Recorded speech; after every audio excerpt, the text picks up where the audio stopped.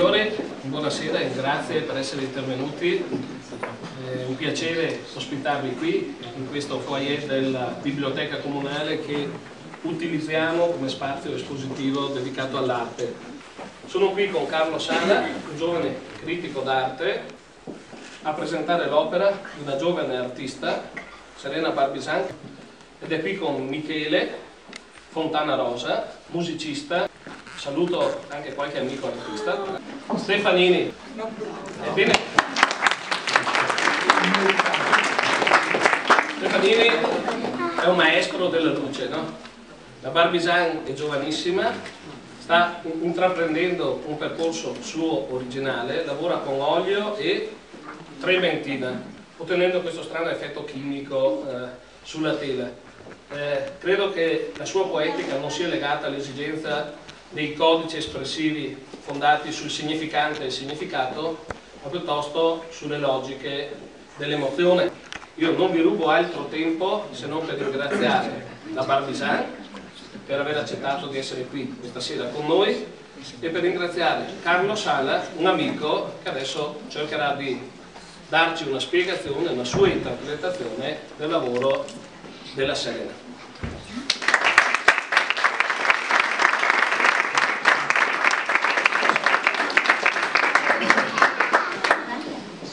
Buonasera a tutti, io vi ringrazio per essere qui stasera e ovviamente ringrazio il Comune di Montebelluna e il suo sindaco e ovviamente tutto il personale che ha collaborato per averci ospitato qui in biblioteca.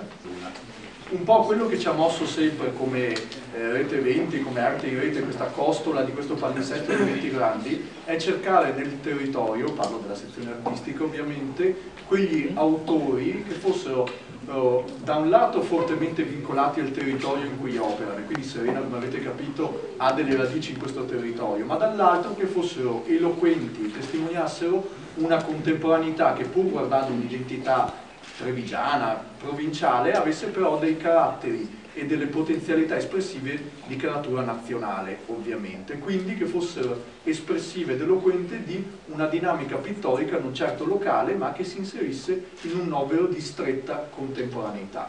Da qui la scelta di invitare Serena a esporre in questa mostra. Con Serena è qualche anno che collaboriamo e mi piace vedere questa progressione che lei ha a livello pittorico, una progressione non ferma in movimento ma all'interno di una continuità, di un'essenza pittorica molto ben definita e tenterò di spiegarla in pochi minuti.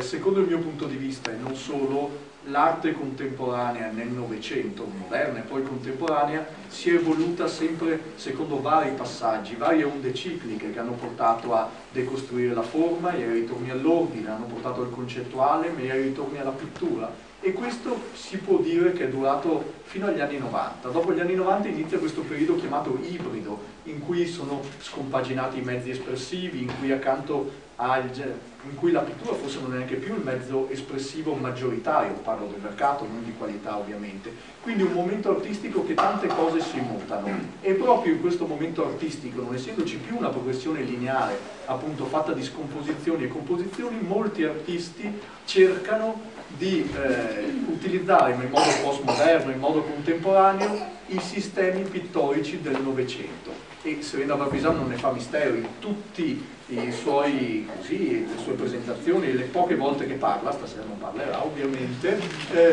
cita sempre alcuni referenti della grande pittura e quindi non si può non vedere un eco della grande stagione degli anni 50. Un critico francese che si chiamava Michel Tapie, che ha aperto le strade dell'arte aniconica, la chiamava un art autre. Quindi un'arte che non guarda gli aspetti iconici, gli aspetti figurali alla realtà. Il suo riferente non è più la realtà, ma è un mondo interiore. E questo mi fa legare a una cosa che mi ha molto colpito. Nell'ultima Biennale di Venezia, forse qualcuno c'è stato, nella terza sala Giorni ha messo un'immagine per me molto eloquente, che è il busto funerario di Breton ad occhi chiusi.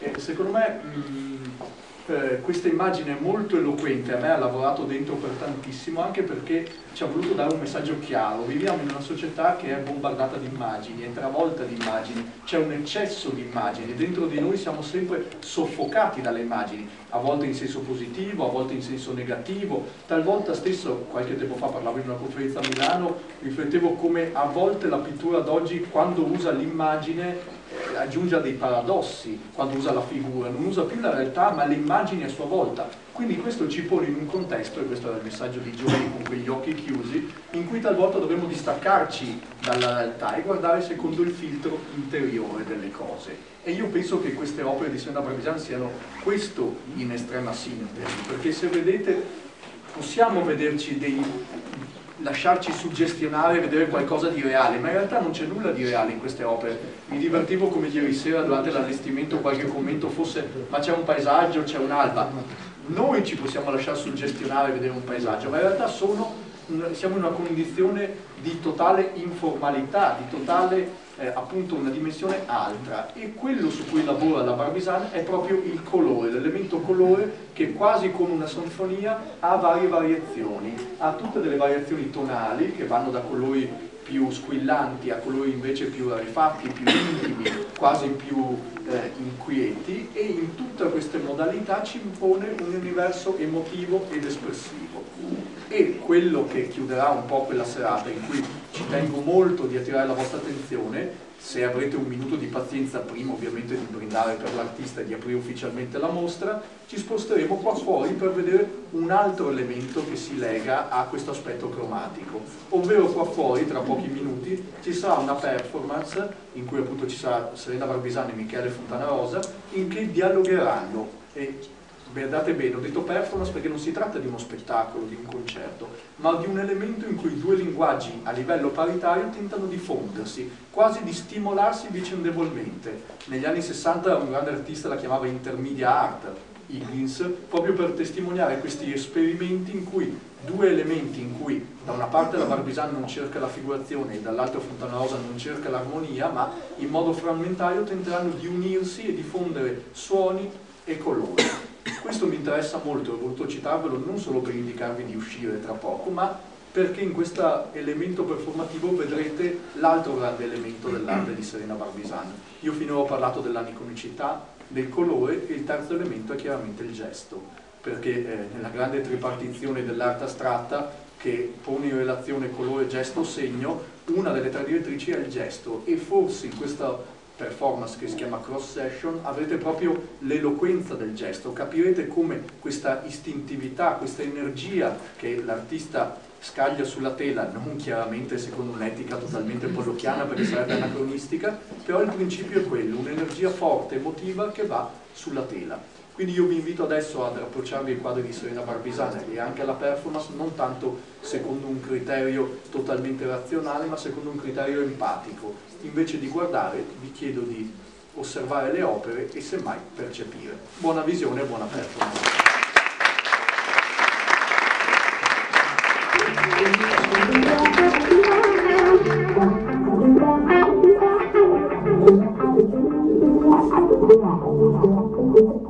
Thank you.